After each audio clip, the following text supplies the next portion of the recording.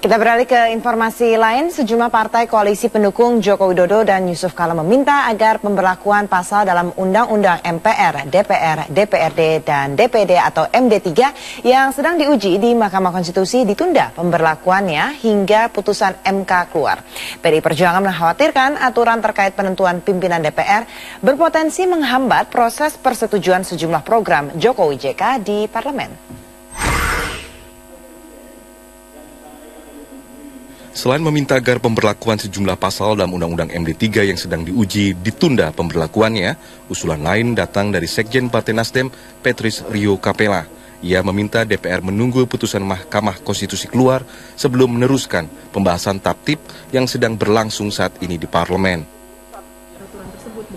Ya, nanti kan Mahkamah Konstitusi menjadi rujukannya. Ya, jadi Mahkamah Konstitusi nanti semua tatip MD3 menyesuaikan dengan apa yang diputuskan oleh MK. Makanya kemarin teman-teman protes kenapa tatip Pansus itu dibuat sekarang padahal masih di MK belum diputuskan. Harusnya MK memutuskan dulu baru pansus tatipnya bekerja. Kira-kira begitu. Ini ada kejanggalan nggak sih Bang? Kayaknya dikebut Bang soal tatip ini. Ya itu makanya. Jadi haknya DPR membuat pansus tatip, ya. Tapi mungkin momentumnya itu harus menunggu MK. Jadi nggak kerja dua kali. Kalau kemudian nanti hasilnya berbeda kan kerja dua kali lagi pansus tatipnya, menyesuaikan dengan keputusan Mahkamah Konstitusi. PDI Perjuangan melalui Wakil Ketua Komisi 2 Arief Wibowo mengatakan mekanisme penentuan pimpinan DPR yang baru ini akan membuat distribusi kekuasaan di sejumlah posisi strategis DPR tidak berimbang dan kemungkinan akan banyak dikuasai oleh partai di luar koalisi pemerintah. Akibat lanjutannya, bukan tidak mungkin program-program pro rakyat yang akan dilaksanakan oleh pemerintah Jokowi JK terganjal di DPR. Nah, akibatnya nanti adalah dalam pemerintahan yang akan datang akan mudah untuk diganjal, akan mudah untuk dilemahkan. Nah, sementara konsep pemerintahan yang kita anut dengan sistem presidensial itu menggambarkan pemerintahan yang efektif, itu adalah keniscayaan, itu adalah kemestian politik agar pemerintah dapat bekerja dengan baik.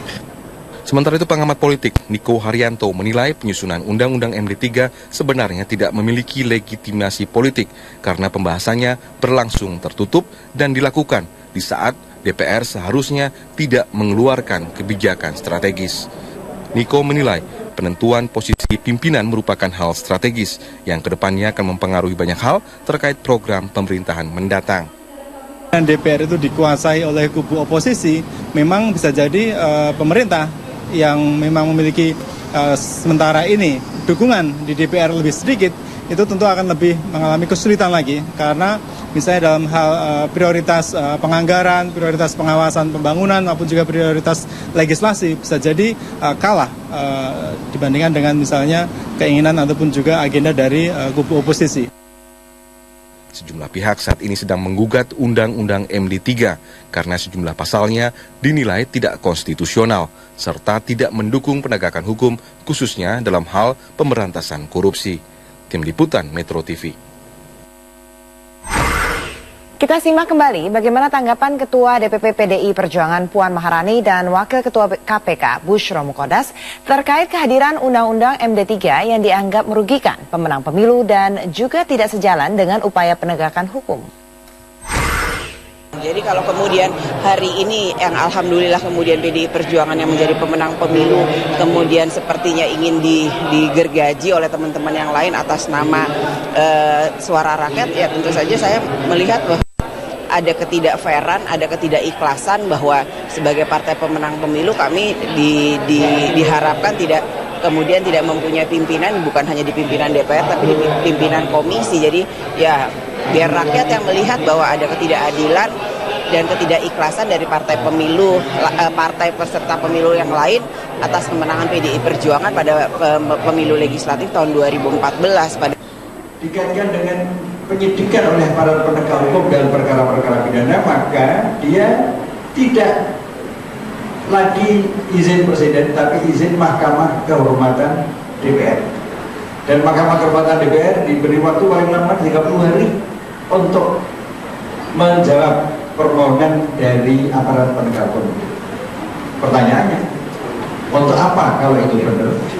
Harus melalui prosedur seperti itu, memperpanjang birokrasi. Dan manfaatnya apa?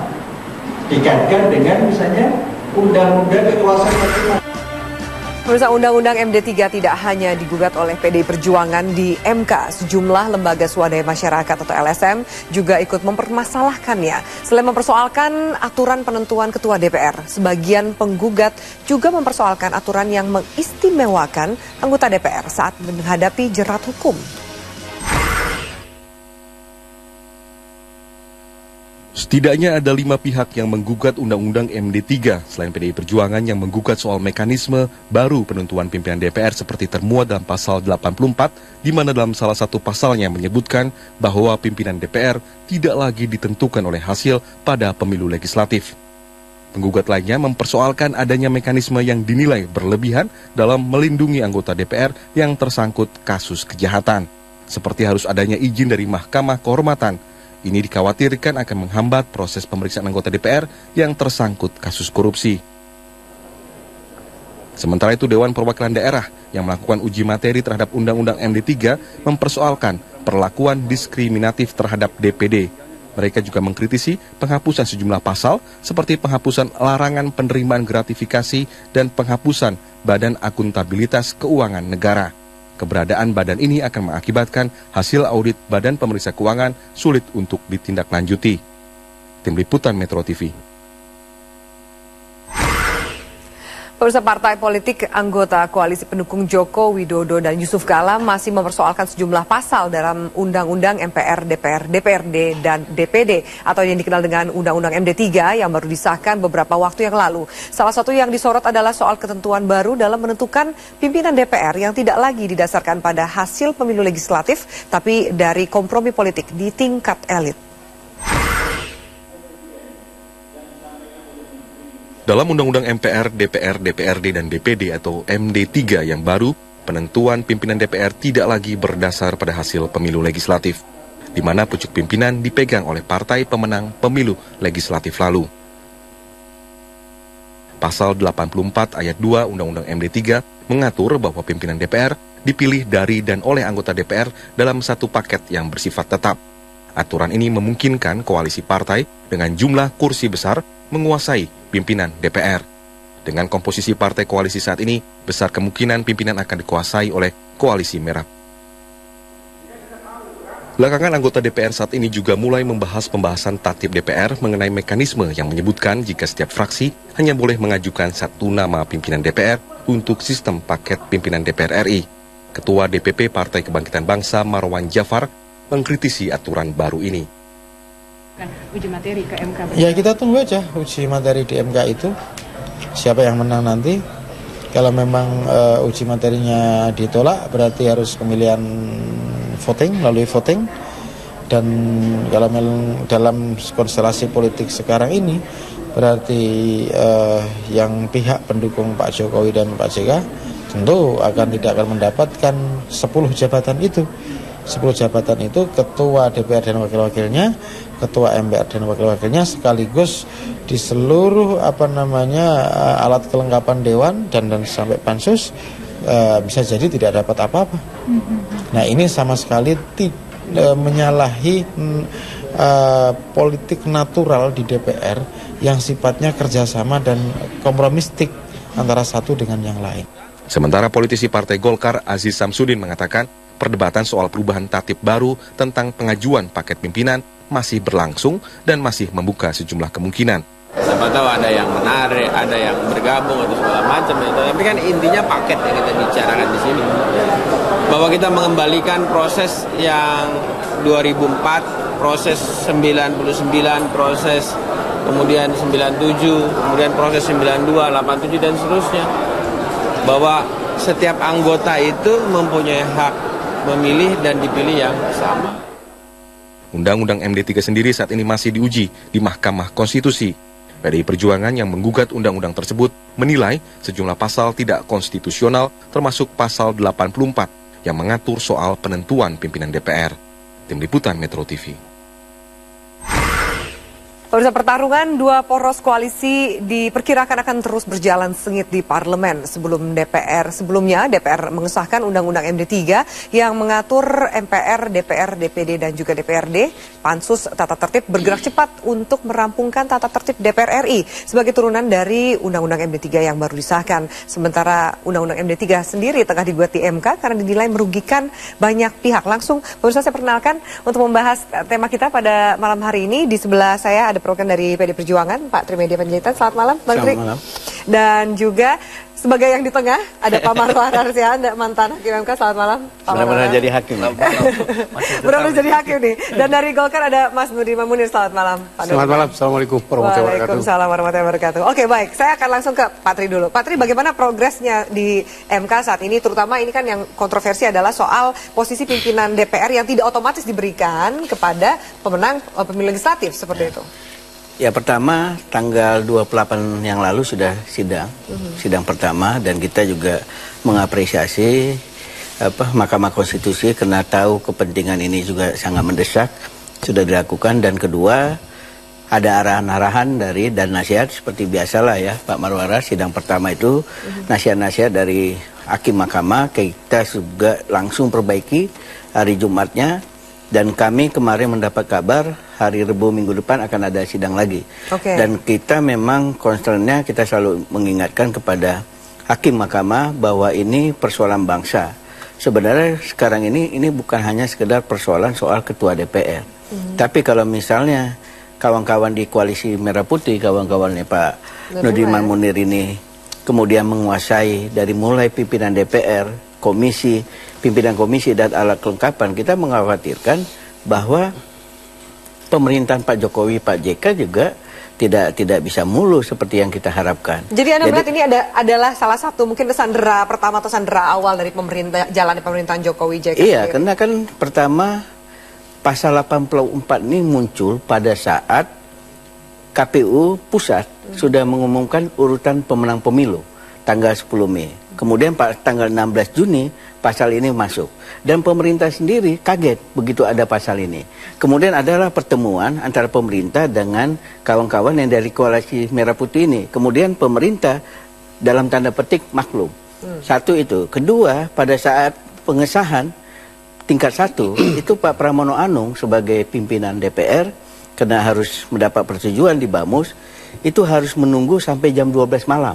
Karena kawan-kawan dari Koalisi Merah Putih itu ingin memaksakan bahwa ini harus disahkan tanggal 8 Juli. Besoknya kita pemilu. Banyak kawan-kawan yang sudah ada di daerah, terutama tim sukses Jokowi JK, mereka harus menjaga di TPS ya, di dapilnya masing-masing, terpaksa harus pulang. Itu tanggal 9. Dari situlah kelihatan muatannya. Dan kemudian kita harus lihat, kalau misalnya kawan-kawan mendalilkan mutatis mutandis, sama pemilihan pimpinan DPR dan pimpinan komisi dan alat kelengkapan sistem paket, itu tidak berlaku di provinsi dan kabupaten kota. Provinsi dan kabupaten kota tetap dengan pola yang lama, siapa pemenang pemilu, dialah yang... Kenapa kemudian treatmentnya berbeda gitu? Berbeda. Misalnya di Sumatera Utara kami kalah 1 kursi dengan partainya Pak Nudiman Munir, Golkar. Jadi Golkar lah yang akan menjadi ketua DPRD di Sumatera Utara. PDIP tetap jadi wakil ketua. Oke, baik. Nah, tadi kalau saya rangkum ada keresahan seperti itu, sandera atau ganjalan dari Koalisi Merah Putih dikatakan oleh Pak Tri. Kalau saya nggak melihat Koalisi Merah Putih, tapi saya lihat saya politisi Partai Golkar. Dan sebenarnya masalah ini... Golkar kan juga bagian dari Koalisi Merah Putih, kenapa Anda tidak mau mengaku itu sih, Pak? Karena belum tentu saya bergabung dengan koalisi kan. Yang jelas saya politisi Partai Golkar. Kalau dilihat dari sudut ini, sebetulnya ini bukan pertama kali artinya bahwa pemilihan itu didasarkan oleh suara terbanyak. Bukan pertama kali. Jadi saya lihat di sini Undang-Undang Nomor 22 Tahun 2003. Kenapa tidak ada protes? Di mana pada saat itu jelas bahwa pemilihan pimpinan DPR oleh dan dari anggota, bukan oleh partai pemenang pemilu. Memang undang-undang ini akhirnya berubah pada tahun 2009, yang akhirnya dinyatakan bahwa kepimpinan DPR itu harus partai pemenang pemilu. Lalu tidak ada salahnya juga kalau pada tahun 2014 undang-undang ini dirubah kembali, bahwa pimpinan DPR itu sekarang itu adalah dipilih dan oleh anggota. Tapi kan ada kesan dari waktu sendiri ini kayaknya agak dipaksakan, Pak Nudirman. Masalahnya ini kan masalah politik. Ini udah ranah politik, bukan ranahnya, maaf ngomong, ini ranahnya Mahkamah Konstitusi. Jadi bagaimana orang politik itu bermain di situ, ya itulah hasilnya. Karena kalau Mahkamah Konstitusi terlalu jauh masuk ke dalam ranah politik, negara ini bisa tanda kutip emergensi. Kenapa saya bilang begitu? Jadi apapun yang dilakukan oleh partai politik atau oleh politikus-politikus di DPR terlalu dicampuri oleh Mahkamah Konstitusi. Jadi menurut Anda langkah kemudian PDIP dan sejumlah LSM ini membawa ke MK, menurut Anda terlalu melebar langkah mereka, terlalu jauh? Karena yang lalu pun kita sudah pakai itu kok nggak ada protes. Ini undang-undangnya masih ada di tangan saya. Undang-undang nomor 22 tahun 2003. Oke. Di sini ditetapkan bahwa pimpinan DPR dipilih dan dari oleh anggota. Lalu di 2009 berubah. Di 2009 ya berubah. Bahwa pimpinan DPR dari suara terbanyak, karena waktu itu ada optimisme dari beberapa partai akan menang pemilu. Nah, pada tahun 2014 ternyata ini pun berubah, kembali seperti tahun 2003. Lalu kalau kembali lalu dihapuskan, diganti, lalu nanti kembali lagi. Itu kan semua permainan politik yang ada di parlemen. Oke, baik. Tanpa Mahkamah Konstitusi harus ikut campur. Ini udah ditahan di situ Pak Nudirman. Ini ada mantan hakim MK di sini. Bagaimana menurut Anda melihat ini? Apakah memang terlalu jauh atau memang justru langkah hukum yang tepat harus di judicial review undang-undang ini? Ya, saya kira saya harus berbeda dulu dengan Pak Nudirman, bahwa seluruh proses politik itu kalau di dalam sistem yang sudah dianut sekarang dengan adanya MK, dia harus mengenal juga apa yang disebutkan constitutional boundaries. Ada batas-batas di mana ruang gerak berpolitik itu tidak boleh melewati batas-batas konstitusi. Oleh karena itu, kalau misalnya dikatakan tadi bahwa 2003, 2009 berbeda, tetapi kita melihat bahwa dalam proses pemaknaan, pemahaman konstitusi itu, kita tentu ada yang dinamakan bahwa pada tahun 2003 belum ada MK, baru pada bulan-bulan Agustus. Jadi oleh karena itu mekanismenya belum ada untuk menguji waktu itu. Tetapi kalau kita lihat dari teori konstitusi, bahwa kalau misalnya Undang-Undang Dasar sudah menyatakan kedaulatan ada di tangan rakyat, dilaksanakan berdasarkan Undang-Undang Dasar, maka kita melihat kita telah menyerahkan pemilihan langsung kepada rakyat.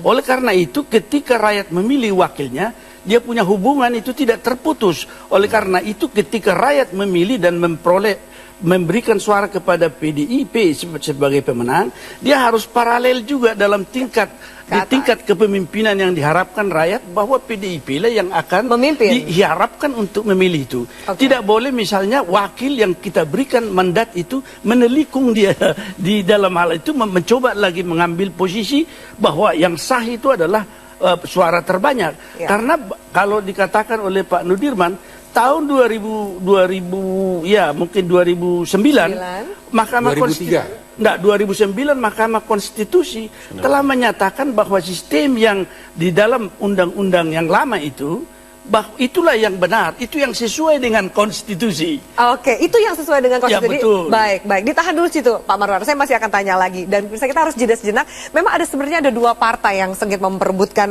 kursi pimpinan DPR ini. Partai PDIP dan juga Golkar. Bahkan Golkar sudah menyiapkan sejumlah nama. Kita akan lanjutkan bagaimana peluang dari masing-masing partai ini untuk memimpin DPR. Sesaat lagi kita lanjutkan. Tetaplah bersama kami.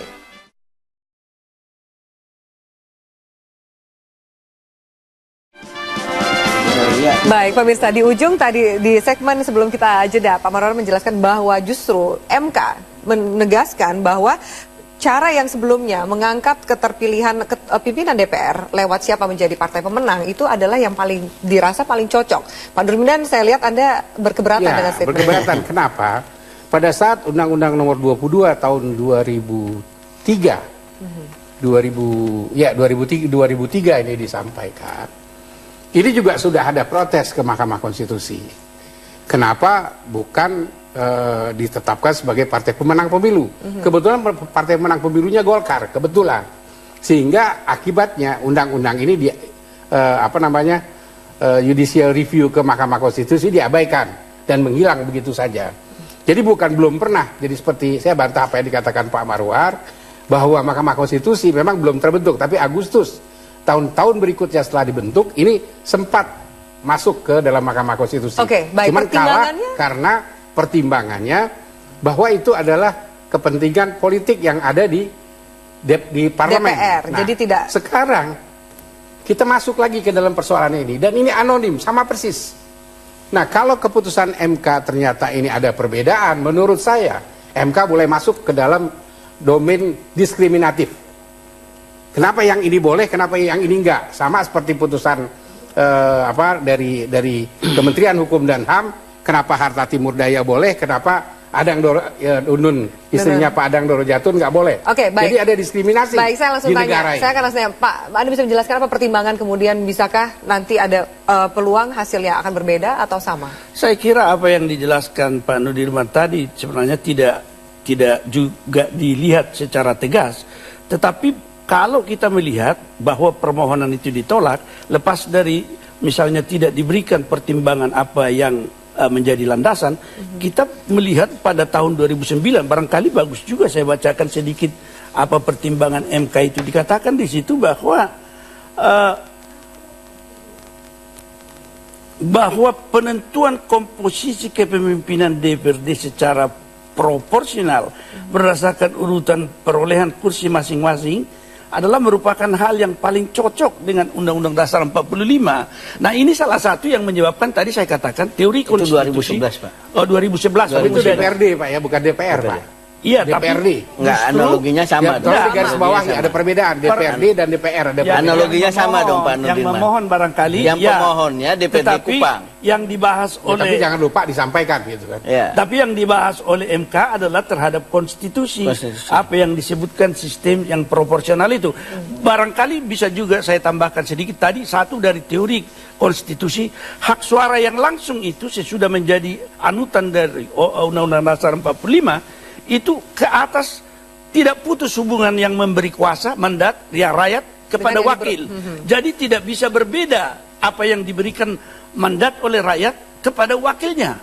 Kalau itu berbeda, itulah yang disebutkan bahwa dia melampaui kewenangannya dan di dalam sistem hukum manapun yang universal pemberi mandat berhak untuk meminta itu dibatalkan. Itu yang terjadi dengan permohonan. Baik, sebentar Pak Nudirman, saya akan tanya dulu Pak. Ya, justru disitulah Pak Nudirman, pengalaman 2004 itu ingin dirubah di 2009. Karena demokrasi ini kan harus berkembang.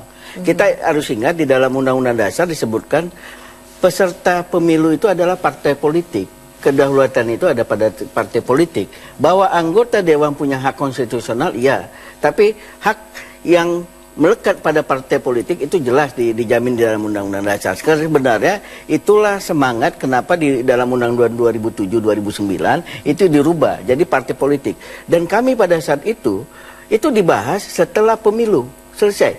Dan kita mengakui bahwa Demokrat sebagai pemenang pemilu itu kita akui, silakan ambil itu adalah hakmu. Sama seperti yang disampaikan oleh Pak Marwar, jelas pasal 1 ayat 3 Undang-Undang Dasar, kedaulatan adalah di tangan rakyat. Kalau rakyat sudah memilih, ya sudah, serahkanlah itu. Dan kemudian Pak Nudirman, mau maaf aja, kalau itu spiritnya, pertanyaannya adalah, kenapa provinsi dan kabupaten kota tidak dilakukan sama-sama? Kalau kita mau sama-sama seperti itu, lakukanlah itu di provinsi dan kabupaten kota. Jadi ada tebang pilih seakan-akan. Iya, dan itu yang kita lihat.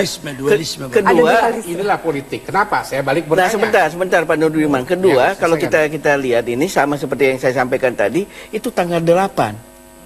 Tanggal 8 disahkan. Dan kalau kita ikuti dalam pemberitaan koran, setelah tanggal 8 itu di online, bukan karena besoknya pemilu tidak terbit korannya, di berita-berita online, jelas Pak Priyo Budi Santoso yang memimpin rapat pada saat itu menyampaikan bahwa ini adalah kemenangan merah putih katanya. Jelas itu disampaikan. Dan disahkannya undang-undang ini adalah kemenangan merah putih, dia bilang. Kan jelas agenda politiknya itu apa? Bukan untuk kepentingan kita memperbaiki demokrasi kita, tapi kita ingin menguasai di Senayan ini. Dan mungkin saja, mohon maaf saja, ternyata apa yang kami pikirkan benar. Mungkin kawan-kawan itu sudah menduga bahwa tanggal 9 Juli Pilpres akan kalah. Dan itulah yang terjadi. Karena itulah diporsir ini sampai tanggal. Saya akan beri kesempatan berikutnya untuk Pak Nurdin usai jeda berikut ini, Pak. Saya juga menunggu bagaimana tanggapan Anda karena seakan-akan aroma sandera politik ini kental sekali, kurang lebih seperti itu dikatakan juga oleh sejumlah pengamat. Saya juga tersandera di kalau 2 lawan 1. Oke, sesaat lagi pemirsa, tetaplah bersama kami di Prime Time News.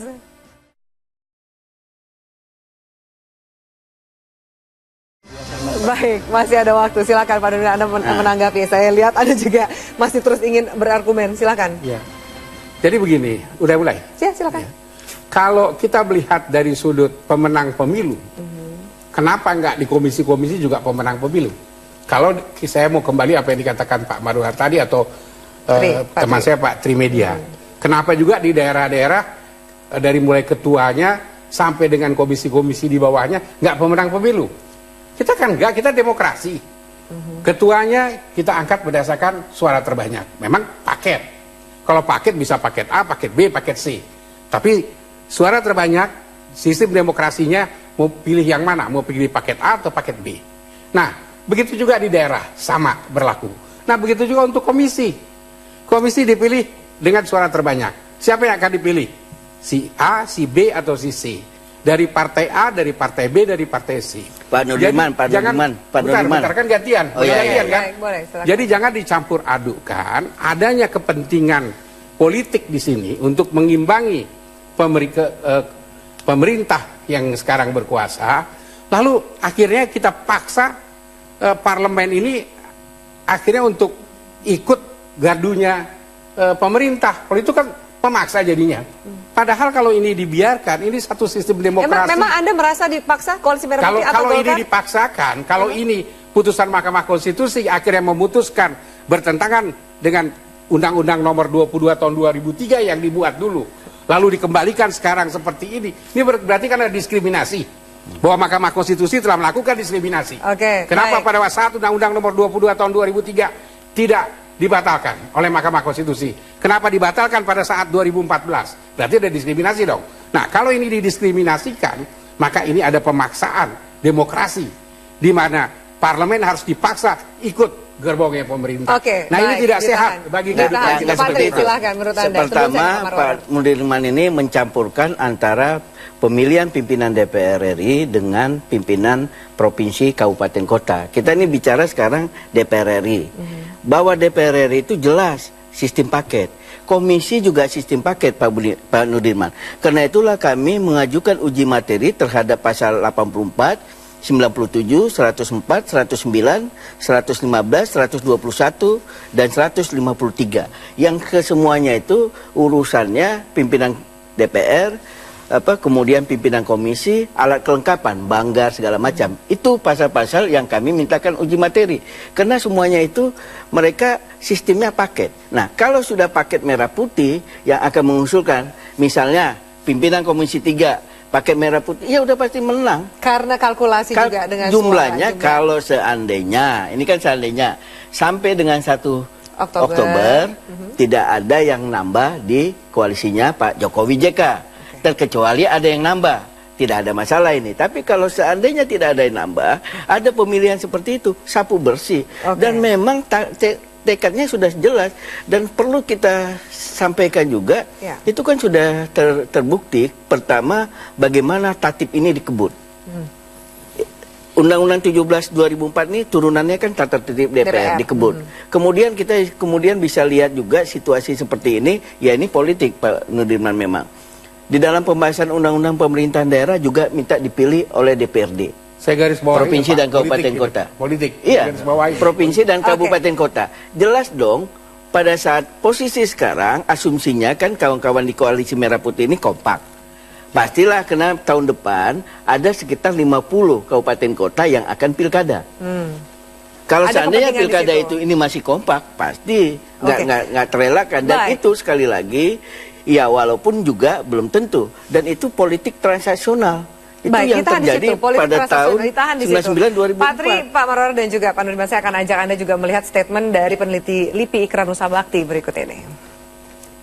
Memang jelas-jelas dibuat ya, atau disiapkan atau diproses dengan begitu cepat ya. Jadi hanya pada tanggal 8 Juli atau 1 hari sebelum pemilu presiden itu ya, itu memang dengan satu asumsi bahwa kalau misalnya Prabowo Hatta menang, itu bukan mustahil mereka bisa menyapu bersih posisi-posisi di parlemen ya. Kenapa demikian? Karena kita tahu bahwa salah satu pasalnya menyatakan bahwa pimpinan-pimpinan DPR dipilih melalui voting ya. Sebaliknya kalau Jokowi JK yang menang, itu yang kemudian mereka akan bisa menguasai posisi-posisi di parlemen juga ya, sehingga kemudian ya kalau buat saya nakalnya itu bisa mengganggulah jalannya pemerintahan. Dan ini memang sering pula disebutkan oleh mereka ya, bahwa Jokowi itu belum menang, seperti kata Fahri Hamzah kan ya, bahwa Jokowi itu nanti tunggu aja, bahwa kami juga bisa mengganggu Anda di parlemen dan sebagainya. Di sini menunjukkan betapa teman-teman di koalisi Merah Putih itu bukan cuma memiliki otak kotor mengenai bagaimana mereka bertingkah laku politik yang akan datang, tapi memang mereka itu tidak mau menerima satu kenyataan ya, bahwa mereka kalah di dalam pemilu legislatif ya. Oke, tidak mau menerima kenyataan bahwa kalah. Baik, saya akan minta pendapat Pak Nurdirman dan juga Pak Pramlan usai jeda berikut ini. Kita lanjutkan sesaat lagi, tetaplah bersama kami.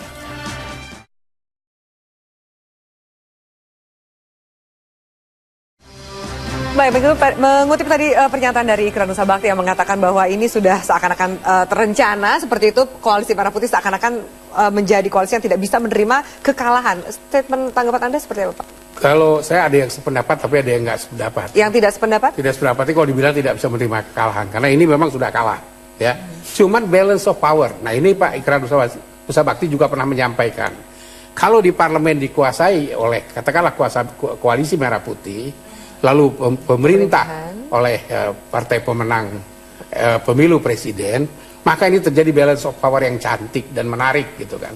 Nah karena itu menurut hemat saya, biarlah ini berjalan sebagaimana mestinya. Kenapa? Karena yang diuntungkan adalah kepentingan bangsa dan negara.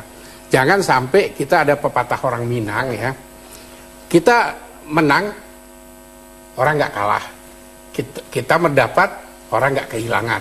Jadi semua puas. Tapi kalau kita mau menang sendiri... Anda yakin semua bisa puas dalam politik? Anda katakan is politik. Ya, artinya kalau kepuasan sempurna tentu nggak ada. Tapi ada rasa sedikit puas. Udah deh, gue kalah presiden, tapi gue di parlemen bisa berkuasa lah, katakan begitu. Atau saya kalah di parlemen, tapi saya secara pemerintahan, secara eksekutif, kita yang pegang. Jadi semua manis dan cantik, itulah demokrasi Indonesia. Oke, kita masih juga tunggu bagaimana keputusan MK. Silahkan Pak Pramlan, bagaimana? Ya, saya ingin menanggapi juga Pak Nurdirman tadi soal politik tidak bisa dimasuki MK. Berbeda dengan sistem yang di Mahkamah Agung Amerika, di mana politik kadang-kadang bisa tidak dimasuki. Tetapi kalau di kita sudah jelas itu bahwa apapun dalam perilaku politik itu harus tidak boleh melanggar konstitusi. Oleh karena itulah apa yang disebutkan bahwa penurunan presiden itu tidak boleh hanya keputusan politik, maka dicampuri oleh Mahkamah Konstitusi prosedur impeachment. Itu adalah menjadi ranah hukum konstitusi. Yang kedua, balance of power tidak berkaitan dengan soal siapa jadi pimpinan, tetapi itu adalah pengambilan kebijakan yang ada di DPR yang tentunya tidak ketua itu tidak akan bisa memveto suatu keputusan yang diambil di floor di DPR. Tapi yang ketiga, ini yang paling penting bagi saya, lepas dari permohonan PDIP ini, dari sudut formil, ya ini kan undang-undang ini sangat lemah karena melanggar banyak ketentuan prosedur. Seperti misalnya DPD tidak ikut menyangkut urusan DPD. Itu pasti dalam konstitusi, putusan MK menyatakan dia memiliki wewenang, tetapi secara sengaja DPR tanpa mematuhi putusan MK yang merupakan bagian dari hukum konstitusi, dia mengundangkan lagi norma yang sudah dinyatakan inkonstitusional dan tidak mengikat. Itu sangat berbahaya dalam kehidupan kultur konstitusi. Oke, baik. Mungkinkah MK mengeluarkan putusan selah? Saya kira bisa saja. Ini merupakan suatu hal yang sangat bisa diterima kalau dia tidak mampu misalnya dalam waktu singkat mengeluarkan keputusan, maka putusan selah merupakan penyelesaian sementara. Sebelum keputusan akhir diberikan, sehingga dia tidak memberikan kesempatan undang-undang yang mungkin nanti dinyatakannya inkonstitusional, kadung nanti mempunyai dampak atau akibat hukum yang kemudian harus dibatalkan. Baik, silakan Pak Tri terakhir. Pertama, kalau kita ketahui bahwa sesungguhnya posisi ketua DPR itu hanya speaker. Jadi sebenarnya tidak ada yang perlu dikhawatirkan misalnya ketua DPR itu dari PDI Perjuangan. Kedua, soal balance of power itu, kalau kawan-kawan koalisi ini kompak, tidak ada kaitannya dengan pimpinan komisi dan alat kelengkapan yang lain. Dan ketiga, kita mengharapkan karena ini persoalan bangsa yang serius dan MK juga harus memahami bahwa ini juga menyangkut kesinambungan pemerintahan Pak Jokowi, Pak JK ini. Mudah-mudahan akhir September ini bisa diputus sebelum pemilihan pimpinan DPR. Karena biasanya 1 Oktober pelantikan ketua DPR. Tanggal 2, tanggal 3 itu biasanya sudah langsung pemilihan ketua DPR. Supaya gonjang-ganjing politik yang terjadi sekarang ini bisa teratasi dengan sikap mahkamah yang langsung memutuskannya. Oke, baik, kita nantikan diharapkan memang bisa keluar sebelum 1 Oktober, sebelum pelantikan, supaya juga bisa tenang, wakil rakyat bisa bekerja dan rakyat juga bisa melihat dan juga merasa tenang bagaimana para wakil nanti bekerja. Kita ucapkan terima kasih Bang Tri, Pak Marwara dan juga Pak Nurman atas waktunya di Prime Time News. Pemirsa jangan kemana-mana.